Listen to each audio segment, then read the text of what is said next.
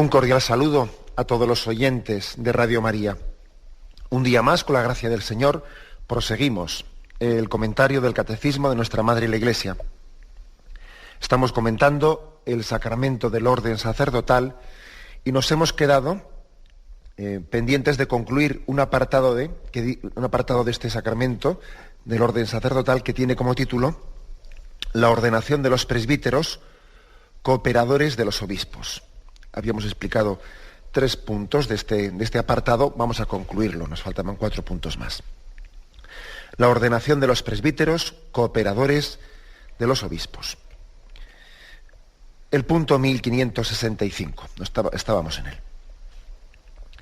En virtud del sacramento del orden, los presbíteros participan de la universalidad de la misión confiada por Cristo a los apóstoles. El don espiritual que recibieron en la ordenación los prepara no para una misión limitada y restringida, sino para una misión amplísima y universal de salvación hasta los extremos del mundo, dispuestos a predicar el Evangelio por todas partes. Bueno, pues si recordáis, cuando hablábamos del orden sacerdotal, pues en el grado del episcopado decíamos que el obispo, aunque cada obispo tiene jurisdicción sobre su diócesis y no sobre las demás diócesis, únicamente el Papa es el obispo de Roma, el que tiene jurisdicción directa y universal sobre todo en las diócesis, ¿no? Sobre todo el mundo. El obispo tiene jurisdicción únicamente sobre su diócesis, pero decíamos que eso no quiere decir que no le competa para nada lo que pase en los demás lugares que están fuera de su jurisdicción. Él tiene que tener una preocupación por toda la Iglesia, especialmente pues en los temas de asistir a los pobres, en el tema también de la persecución de la fe que está teniendo lugar en otros lugares, en la preocupación por las misiones. El corazón del obispo tiene que ser católico en ese sentido universal de la preocupación por la Iglesia entera, aunque tenga una jurisdicción pues, que se limita a esa territorialidad concreta que la Iglesia, a esa porción de la Iglesia que se le ha encomendado. Bueno, pues de una manera similar a lo que dijimos del obispo, pues ahora lo decimos del presbítero, porque al fin y al cabo pues el presbítero está participando, ¿no? Recientemente explicábamos qué significaba el término participar. Está participando de ese mismo ministerio, de esa misma potestad sagrada que Cristo ha puesto en manos de los apóstoles y de sus sucesores los obispos. Luego, si participa el presbítero del obispo, pues lógicamente tiene que tener algo similar. También el presbítero tiene una jurisdicción que es la parroquial. Se le ha encomendado una parroquia, ¿no? Y en ello tiene una jurisdicción. Puede haber presbíteros que no sean párrocos, sino que bueno, pues se les ha encomendado una tarea, pues un capellán de un hospital. Entonces, digamos, no es que tenga una encomienda ligada a una territorialidad, sino a una función determinada. Se le ha encomendado dar unas clases de religión, de lo que fuera. Bueno, pues, pero en cualquier caso, sea por una jurisdicción territorial o sea por la encomienda concreta, pues es cierto que el presbítero tiene también que saber tener, al igual que el obispo, la prudencia de decir, bueno, a mí se me ha encomendado esto y yo no debo de meterme indebidamente en las responsabilidades de otra persona. Tengo que saber también ser prudente y saber también desaparecer cuando, por ejemplo, vamos a un párroco que le cambian de destino o que se jubila. Y entonces llega a esa parroquia otro párroco distinto. Pues el párroco anterior tiene que saber desaparecer, tiene que también saber ausentarse, entre otras cosas, pues porque si no termina de hacerlo, pues puede ocurrir que se cree una dificultad grande de que el nuevo párroco que ha venido termine él de meterse y de poder él vivir esa tarea nueva que se le ha encomendado, porque mientras que el anterior ahí se sigue haciendo presente, pues se le crean dificultades, claro, pues porque parece que no se les ayuda a los fieles a mirar hacia adelante, ¿no? sino que se están haciendo comparaciones continuamente. O sea, un sacerdote, al igual que un obispo, tiene que saber también desaparecer. Tiene que saber, como hizo Juan Bautista. Juan Bautista también, en el momento en que vino el Señor, él desaparecía en el sentido, entre comillas, ¿no? En ese sentido de la palabra. Hay que saber desaparecer, hay que saber también renunciar a nuestra historia anterior, sabiendo que ha habido un momento de nuestra vida, pues que Dios nos lo ha concedido, pero que no debemos de apegarnos a él, que también tenemos que desapegarnos de ese momento de nuestra vida, ¿no? Y hay que dar paso, a esa nueva llamada que el Señor nos ha hecho por medio de la Iglesia. Pues ahora tengo un nuevo destino, pues voy al nuevo destino y no estoy continuamente haciéndome presente en el anterior, porque estoy dificultándole al nuevo sacerdote que ha ido ahí su plena integración, ¿no? O sea, digamos que también el sacerdote tiene que tener ese cuidado, al igual que decía que el obispo pues no va a estar haciéndose presente así de una manera, además sin el visto bueno y sin el consentimiento del obispo del obispo de otra diócesis, haciéndose presente en su diócesis, dando charlas, conferencias. Pues no es propio. Si en alguna ocasión, por algún aspecto especial, tiene que hacerlo, lógicamente será habiendo avisado, habiendo pedido un permiso, el visto bueno al obispo de ese lugar. O sea, hay que tener delicadeza, hay que tener la delicadeza de que por amor a Cristo hay que saber hacerse presente, y por amor a Cristo también hay que saber desaparecer. Las dos cosas son por amor a Cristo. Las presencias y las ausencias también tienen que ser por amor a Cristo. Bueno, pues entonces también un sacerdote, en ese contexto determinado, pues de la misma manera que tiene que ayudar a sus hermanos a ser sacerdote, no ingerirse pues en otra parroquia vecina, pues porque no se le ha encomendado eso, etcétera, pero eso no quiere decir, lo mismo que hemos dicho del obispo, que su función sacerdotal se limite, su preocupación sacerdotal se tiene que limitar al territorio, ¿no? Y fuera de esta frontera, lo que ocurra a mí ya no me importa. Pues evidentemente sería una equivocación muy grande eso. Pues no es eso. No vale decir aquí, eso a mí no me toca, no es de mi competencia, no, es que estoy fuera de servicio. No, el corazón del sacerdote es católico. O sea, es universal. Tenemos que tener un corazón católico universal. Y el sacerdote, pues claro que tiene que atenerse así prioritariamente a esa encomienda concreta que la Iglesia le ha hecho en una parroquia, donde fuere, ¿no? Pero eso no quiere decir que sus miras, sus preocupaciones, pues tengan que achicarse. No, en absoluto tienen que achicarse. Su corazón tiene que sentir con la Iglesia, tiene que sufrir con la Iglesia, tiene que sentir como propios suyos los problemas que la Iglesia la quejan en cualquier lugar, y así es, ¿no? Nadie se nos ocurre que un sacerdote únicamente le haga preocupar lo que pasa en su parroquia. No, hombre, a un sacerdote basta charlar un rato con él y uno se da cuenta que no es que le preocupe únicamente lo que pasa en su parroquia, le preocupa lo que pasa en toda la Iglesia, le sufre con su Iglesia, goza con la Iglesia, tiene un corazón católico, tiene un corazón universal. Esto, pues para todos nosotros, para todos los sacerdotes, pues es una llamada de atención, ¿no? A nuestro sentirnos sacerdotes, pues en todo momento y en todo lugar. Un sacerdote, fijaros bien, nunca puede decir, esto a mí no me toca. Pues incluso cuando, por ejemplo, algún fiel se le acerca, nunca le diremos, a mí no me toca. Yo creo que lo profundizaremos desde otro punto de vista, en cuanto tengamos igual que acompañarle o dirigirle a otro sacerdote, ¿no? Un sacerdote nunca dirá, estoy fuera de servicio, estoy de paseo, ahora no es momento de atenderlo o hablar de estas cosas. Pues no, aun cuando igual tenga que conducir a una persona pues a otro momento para hablar con ella, pero un sacerdote nunca se considerará fuera de servicio.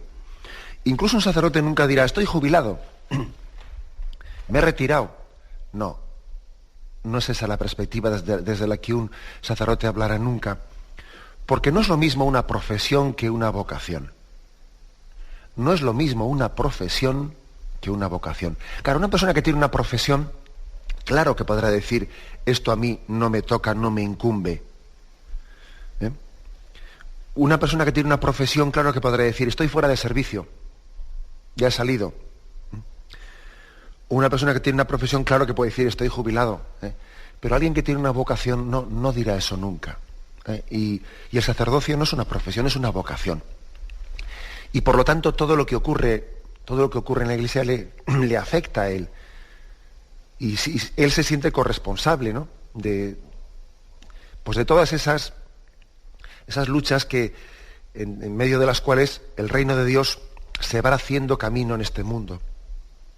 Tal es así que muchas veces un sacerdote siente llamadas determinadas, que luego discierne con su obispo, ¿no? Si es adecuado o prudente llevarlas a efecto, pero cuántas veces un sacerdote, en medio de una tarea grande en su parroquia, siente la llamada a ir a misiones. Y dice uno, es que no tenía suficiente con todo lo que estaba atendiendo en su parroquia, que todavía en su corazón surge esa llamada. Pues sí, pues no es cuestión de que no tenía suficiente, no es esa la cuestión. La cuestión está en que solamente cuando uno siente desde el corazón de Cristo es capaz de ver esa perspectiva universal.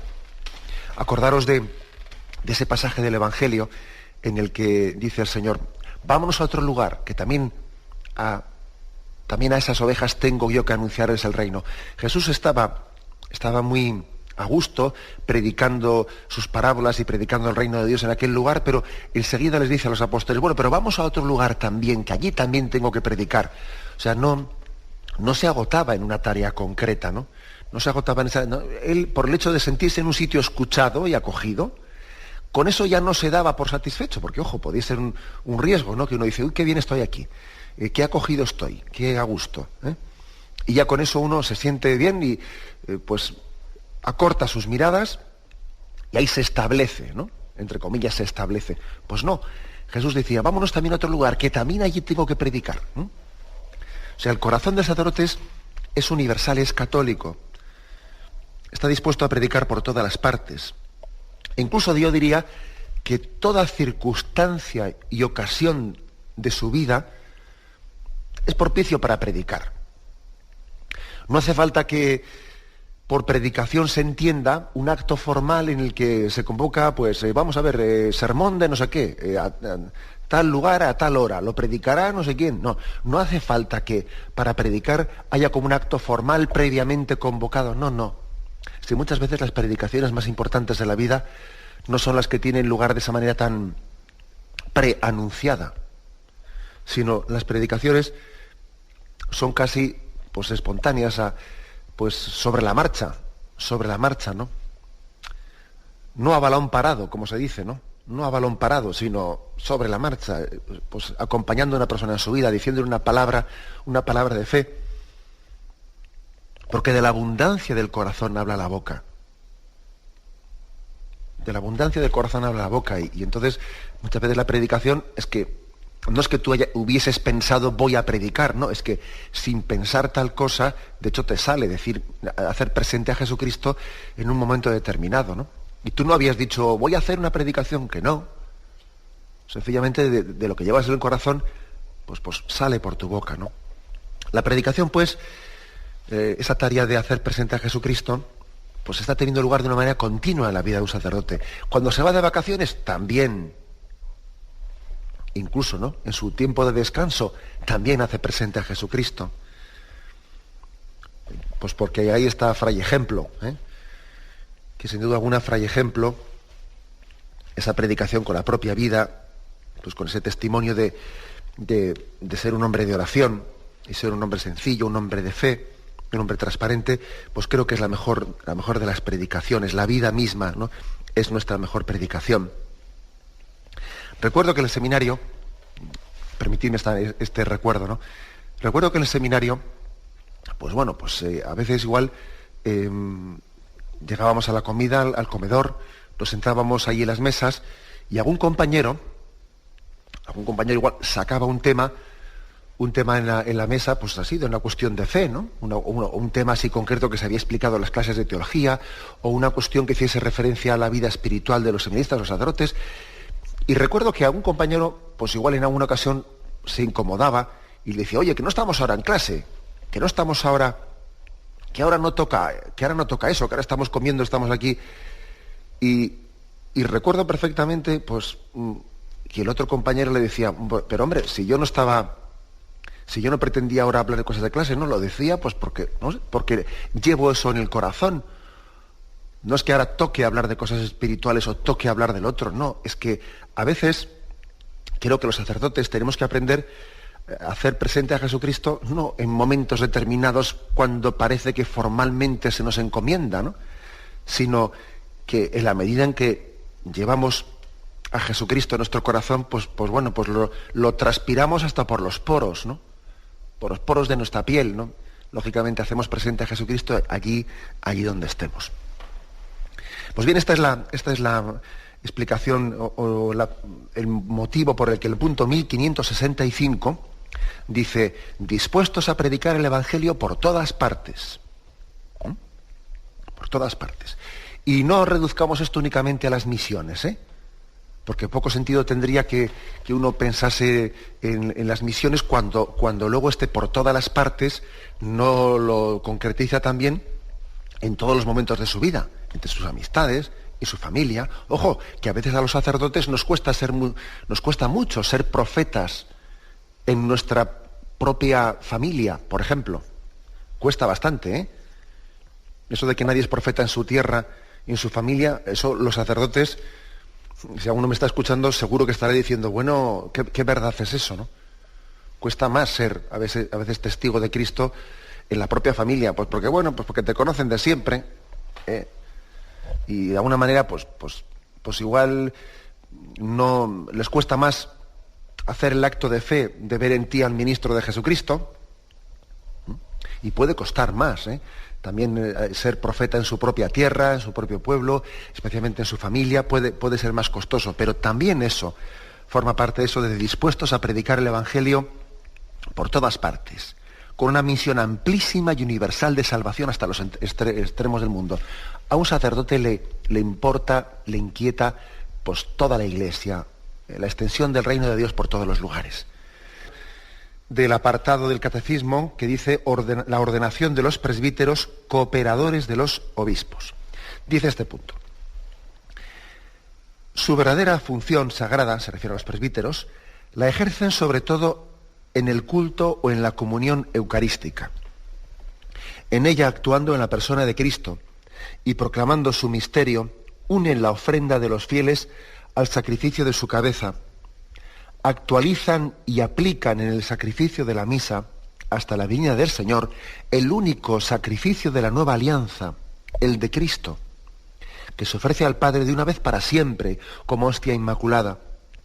De este sacrificio único saca su fuerza todo su ministerio sacerdotal.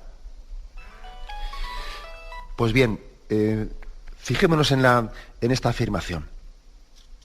El sacerdote actúa en nombre de Cristo en favor de los hermanos. Él hace como esa función de ser puente, decíamos. Ser puente porque, por una parte, él, en el sacerdote se une, dice aquí, la ofrenda de los fieles al sacrificio redentor de Cristo.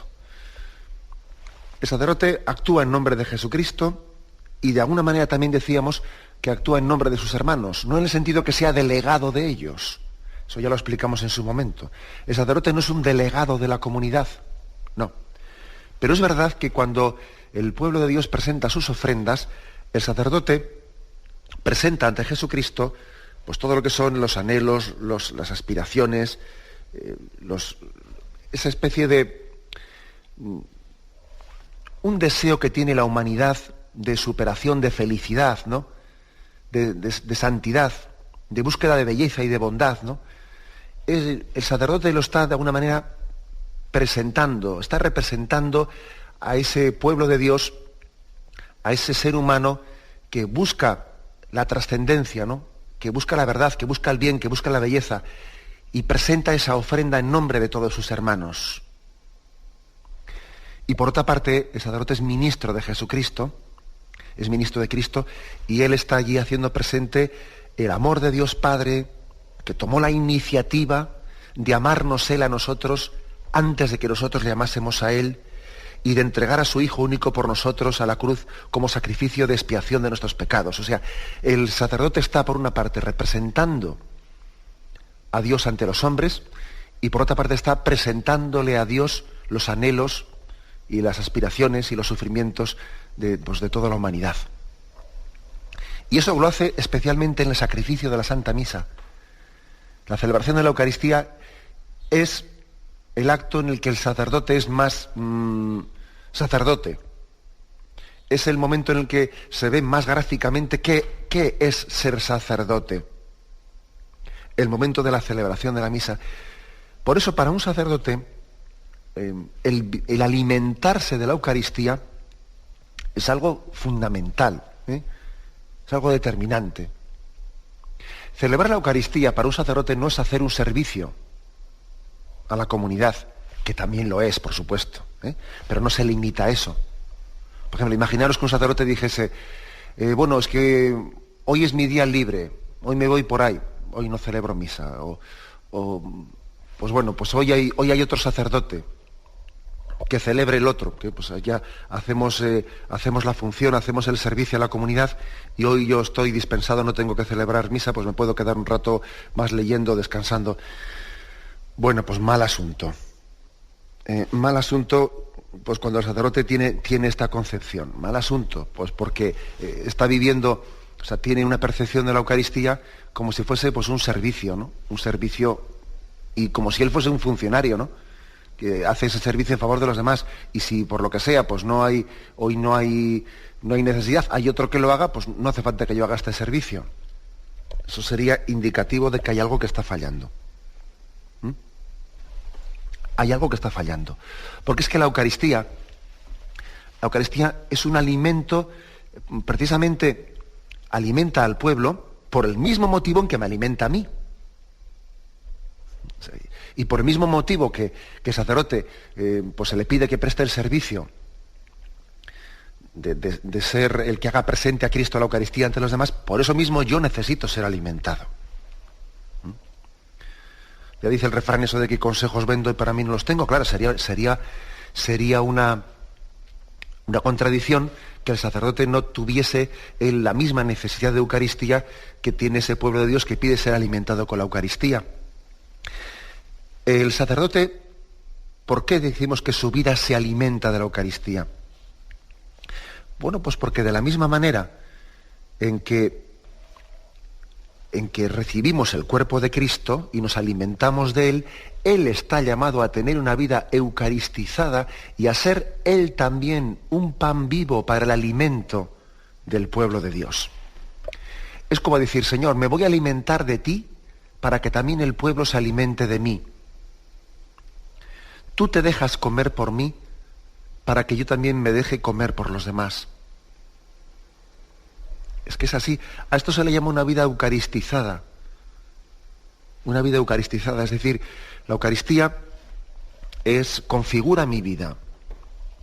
Acordaros de cómo en muchos lugares se ha hecho una imagen hermosísima, la del pelícano, la de ese ave en que Santo Tomás de Aquino en el himno eucarístico Adoro te devote, ¿no?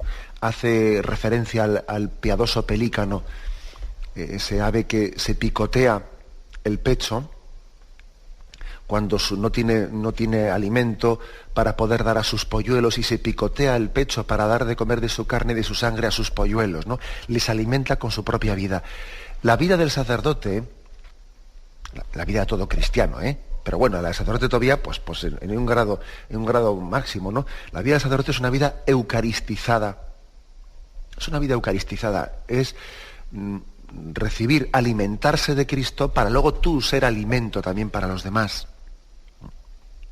El sacerdote se alimenta de la Eucaristía porque en ella está reviviendo pues ese episodio del lavatorio de los pies.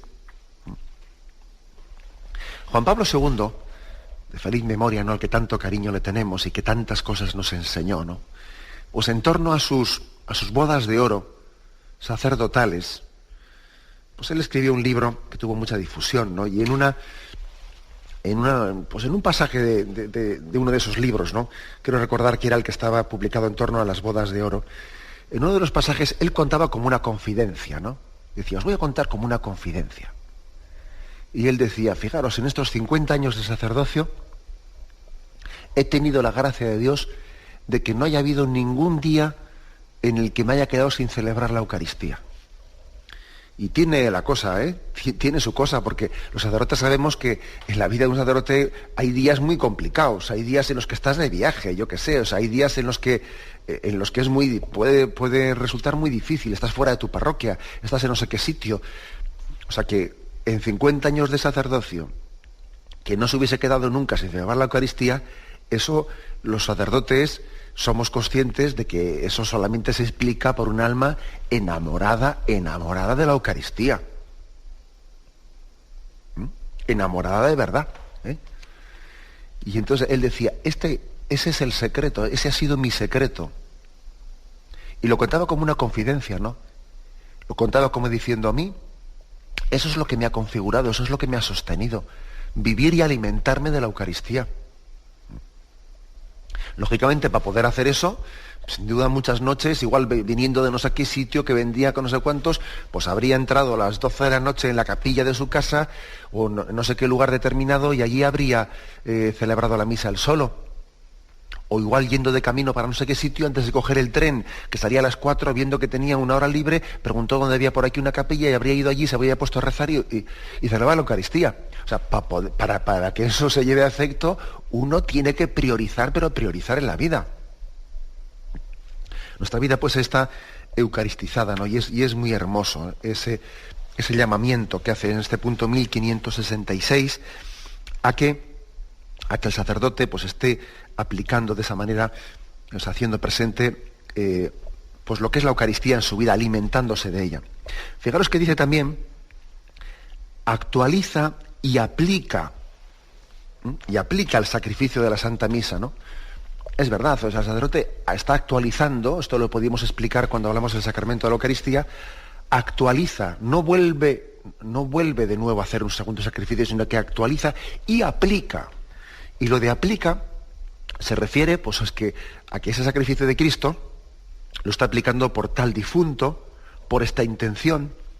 El pueblo de Dios le ha pedido, reza por esto, reza por lo otro. Es decir, en la Eucaristía el sacerdote hace presente todos los sufrimientos del pueblo de Dios. Está aplicando el sacrificio de Cristo por esto, y por lo otro, y por lo otro. Es como concretizar la entrega de Cristo por todos, pero la está concretizando, la está aplicando a intenciones también concretas y particulares.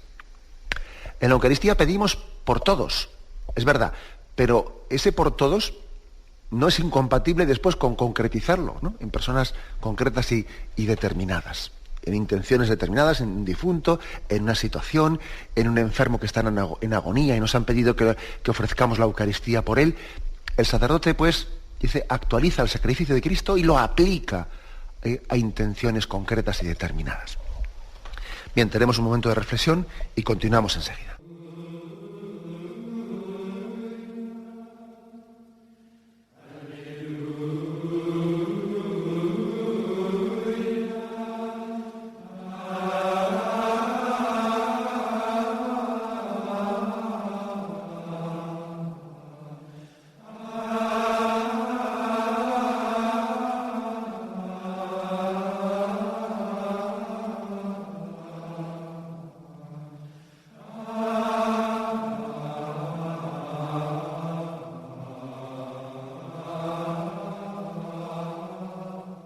Estamos en este programa de Catecismo de la Iglesia Católica comentando unos puntos referentes al sacramento del orden sacerdotal en los que se nos habla de los presbíteros como cooperadores de los obispos. El punto 1567 dice así: los presbíteros como colaboradores diligentes de los obispos y ayuda e instrumento suyo, llamados para servir al pueblo de Dios, forman con su obispo un único presbiterio, dedicado a diversas tareas. En cada una de las comunidades locales de fieles hacen presente de alguna manera a su obispo, al que están unidos con confianza y magnanimidad. Participan en sus funciones y preocupaciones y las llevan a la práctica cada día. Los presbíteros solo pueden ejercer su ministerio en dependencia del obispo y en comunión con él. La promesa de obediencia que hacen al obispo en el momento de la ordenación y el beso de paz del obispo al final de la liturgia de la ordenación significan que el obispo los considera como sus colaboradores, sus hijos, sus hermanos y sus amigos, y que a su vez ellos le deben amor y obediencia. Como veis, aquí está pues concentrada esa teología del sacerdocio en su relación con el obispo de una manera, pues, la verdad es que es una joya el catecismo, es una joya. Y en gran parte estas cosas que estoy leyendo, que lo sepáis, yo no lo voy diciendo punto por punto, pero prácticamente el catecismo lo que ha hecho ha sido, todos estos puntos que estoy leyendo son, sí, textos del catecismo, pero son entrecomillados de documentos del Concilio Vaticano II. En concreto, esto también es sobre el Lumen Gentium 28, etcétera. Son sobre la Presbyterorum Ordinis. El catecismo de la Iglesia Católica no es que se haya puesto a reformular las cosas, no, sino que ha recogido pues lo que forma parte de la tradición de la Iglesia, etcétera.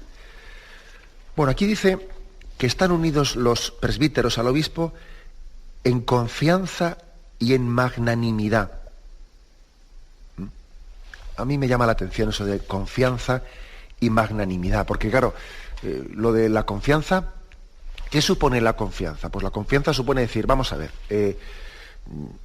yo quizás las cosas pues no las hubiese hecho de esta manera, o quizás no entiendo exactamente esto, no entiendo lo otro, pero yo confío en que el Señor le ha dado al obispo, en que el Espíritu Santo le ha dado al obispo, pues una plenitud del Espíritu Santo para ejercer el sacerdocio, y que evidentemente pues él va a tener una gracia de estado especial pues para conducir la Iglesia, y el presbítero confía en eso, confía en la acción del Espíritu Santo en ese gobierno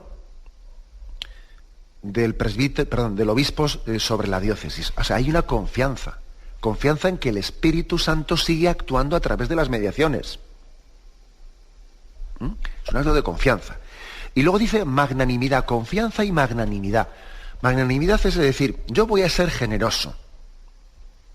No voy a ser, pues en plan, ¿qué voy a decir yo? Pues racaneando, ¿no? Racaneando mi colaboración o racaneando mi voto de confianza. No, voy a ser magnánimo.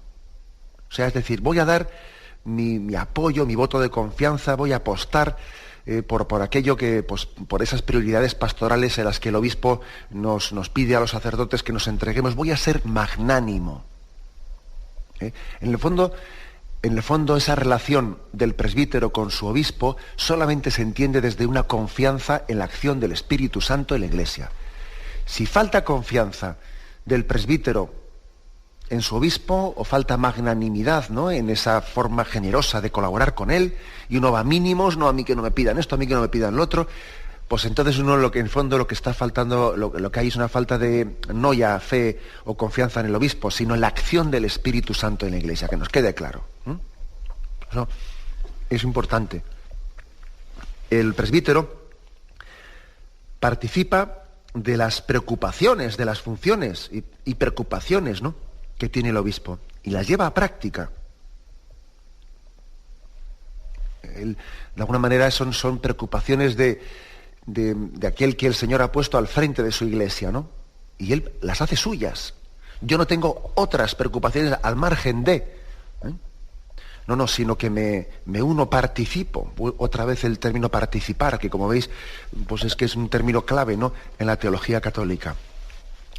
Y describiendo esta colaboración entre presbítero y obispo, aquí se hace una descripción, fíjate, dice, los presbíteros son, para con sus obispos, ¿no?, dice, colaboradores, hijos, hermanos, amigos. Fijaros, colaboradores, hijos, hermanos, amigos, todo esto forma parte de eso. Y una cosa no se contrapone a la otra. Eres hijo al mismo tiempo que hermano del obispo. Y eres amigo al mismo tiempo que colaborador. Que claro, que parece que no estaría bien pues que alguien dijese, bueno, yo soy hermano, pero no soy hijo. No, eres hermano e hijo. O no está bien que dijeses, yo soy amigo, pero no colaborador. No. Tú tienes que ser amigo y colaborador. O sea, todo hay que asumirlo, hay que integrarlo. Hay que integrar la paternidad del obispo en la hermandad que tenemos con él. Ahora bien, todo ello supone y está integrado, dice aquí el catecismo, le deben amor y obediencia. A mí me llama la atención esto de le deben amor y obediencia, porque uno puede decir, pero hombre, se le puede, hombre, lo de deber obediencia parece que se explica un poco más, ¿no? Pero lo de deberle amor, pero ¿cómo se puede mandar amar? Uno puede decir, ¿no es un poco exagerado esto? Porque, hombre, que le deben obediencia, pues bueno, pero le debe amor. ¿Se puede decir a una persona que se le debe amor? ¿Se puede decirle que el amar es algo también que debe de surgir de nosotros con toda su fuerza? Pues sí, es que aunque parezca una contradicción, la Iglesia utiliza ese término, el que debemos amor. Debemos amor quiere decir que es un don de Cristo el que nosotros tengamos también en ese obispo un pastoreo de Jesucristo, que Cristo me está cuidando, me está guiando, me está conduciendo, me está gobernando Jesucristo a través de él.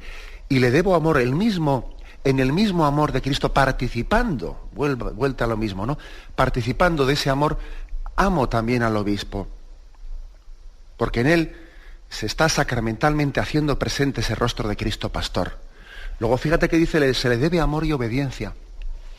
Y el día de la ordenación sacerdotal, se hace la siguiente pregunta, a ver, lo tengo por aquí. Dice, ¿prometes obediencia y respeto a mí y a mis sucesores? Le pregunta eso el obispo al presbítero. ¿Prometes obediencia y respeto a mí y a mis sucesores? Prometo. Dios que comenzó en ti la obra buena, él mismo la lleve a término.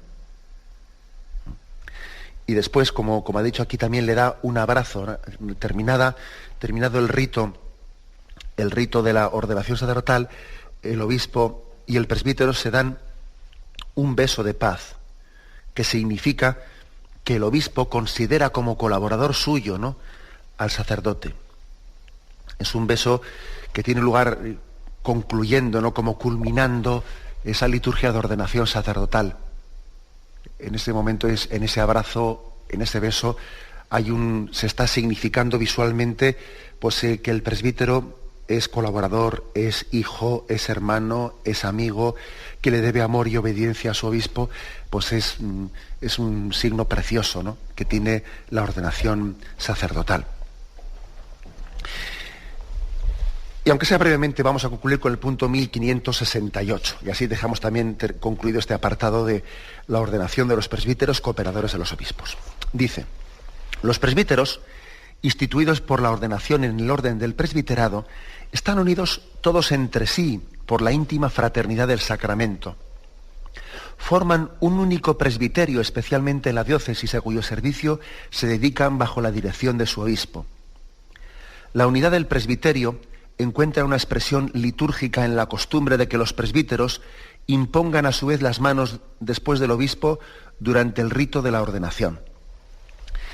Es decir, esto último que he leído, no sé si algunos lo habrán entendido, en la liturgia de la ordenación, después de que el obispo ha impuesto las manos sobre el que está siendo ordenado sacerdote, el resto del presbiterio que está concelebrando con el obispo van pasando uno por uno y le van también imponiendo las manos al sacerdote, al ordenando.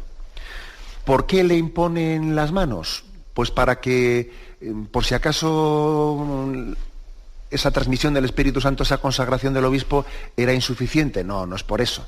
No es por eso. Es el obispo el que tiene esa potestad de transmitir el ministerio sacerdotal, ¿no?, por la imposición de las manos. Pero el resto del presbiterio va pasando uno por uno a imponer las manos, dice aquí, como un signo visible, un signo de esa unidad del presbiterio. Forman un único presbiterio. encuentra una expresión litúrgica en la costumbre de que los presbíteros impongan a su vez las manos después del obispo durante el rito de la ordenación. Es como un recuerdo, una visualización del estamos todos unidos en el mismo presbiterio. Formamos todos, ¿no?, una común unión en esta unción del Espíritu Santo en torno al obispo. Hay una visualización en el presbiterio, es uno, debe de ser uno, y tenemos que combatir los sacerdotes, tenemos que combatir con todo el empeño, tenemos que combatir las divisiones dentro del presbiterio, pero con todo el empeño. Y ver y de alguna manera pues estar atentos a los sacerdotes, a los hermanos nuestros que en el presbiterio pueden estar aislados, que pueden de alguna manera por heridas que hayan podido ocurrir con el paso de la vida de cada uno, ¿no?, heridas determinadas que a uno le han dejado aislado. Tenemos que estar atentos, ¿no?, a esos hermanos nuestros que pueden tener más dificultad de unirse en el presbiterio y volcarnos con ellos y ser cariñosos. Qué importante es, ¿no?, que cuidemos la unidad del presbiterio. Qué importante es que no permitamos, ¿no?, que dentro de nosotros se nos infiltren también esos esquemas de grupos ideológicos, de que estos piensan de una manera, los otros de otra, estos son de una tendencia a otra tendencia. Qué importante es que no permitamos que en el seno de la Iglesia se proyecten esos esquemas, ¿no?, totalmente ajenos a nosotros que están en la sociedad civil, esas divisiones entre que si derecha, izquierda, conservador, progresista, que a veces permitimos que nos metan el gol de proyectar eso en el seno de la Iglesia, y en vez de dar un testimonio de unidad ante el mundo, ¿no?, pues estamos rigiéndonos por esquemas proyectados, políticos, no proyectados sobre nosotros, que nos quitan frescura evangélica. Qué importante es eso. Tenemos que pedir mucho ese don, ¿no?, de conservar la unidad en el presbiterio, en torno al obispo, y gozar de ella, y saber que en esa unidad hay un signo importantísimo de que el Espíritu Santo es quien nos custodia y nos guía y nos protege, y estamos respondiendo a la oración de Jesucristo, quien pidió al Padre que todos fuesen uno. Padre, te pido por estos a quienes hemos encomendado este ministerio, guárdalos en la unidad. Esa es la oración de Jesucristo. Bien, tenemos el tiempo cumplido. Me despido con la bendición de Dios Todopoderoso. Padre, Hijo y Espíritu Santo descienda sobre vosotros. Alabado sea Jesucristo.